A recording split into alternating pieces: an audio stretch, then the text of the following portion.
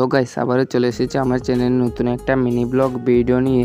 তো আজকে যাব আমি এটিএমে। তো সবার প্রথম এটিএম কার্ডটা নিয়ে নিলাম। তো দেন ফার্স্ট তারপরে চলে আসলাম বাইরে। আর বাইরে এসে দেখি বৃষ্টি পড়ছে, তো বেশি না অল্প অল্প পড়ছে। তো যেতে যেতে তো পুরোই ভিজে যাব।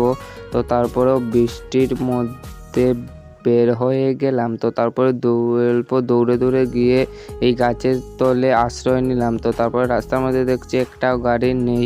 তো ফাইনালি একটা অটো পেয়ে নিলাম, এটাকে সিগনাল দিয়ে দিলাম। তো তারপরে দেন ফার্স্ট চলে যাচ্ছে। আর নদীর ভিউটা দেখতে খুবই সুন্দর লাগছে, চারিপাশটা সুন্দর লাগছে।